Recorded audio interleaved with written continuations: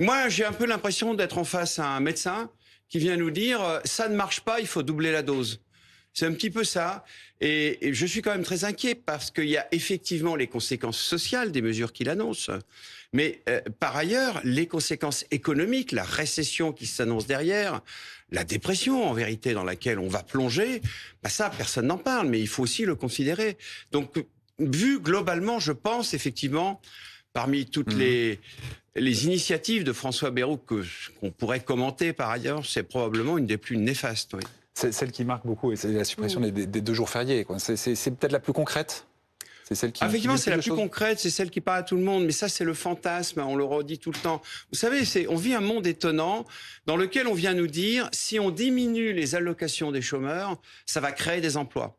C'était le discours de Gabriel Attal à l'époque où il faisait sa réforme, qui n'a pas passé l'été. C'est aujourd'hui un peu le ça discours. va encourager les chômeurs à retrouver l'emploi. C'est pas Et ça. donc là, ils nous disent, on va faire travailler les gens plus, 2 jours de plus. Moi, pour tout vous dire, j'ai vécu dans l'entreprise la suppression du jour de la Pentecôte. On sait très bien que ça n'a pas l'effet attendu. Jamais. C'est un moyen d'appauvrir les salariés, en fait. Par ailleurs, on le sait, sur ces jours fériés, les gens qui ont l'habitude, si tant est qu'ils soient supprimés in fine, ils vont poser un jour de RTT ou ils vont poser un jour de congé. Et donc, ça revient finalement à les faire travailler plus sans qu'ils gagnent plus. Donc on appauvrit les salariés. On nous vend une recette comme quoi on va pas augmenter les impôts. Mais vous y êtes revenu ce matin.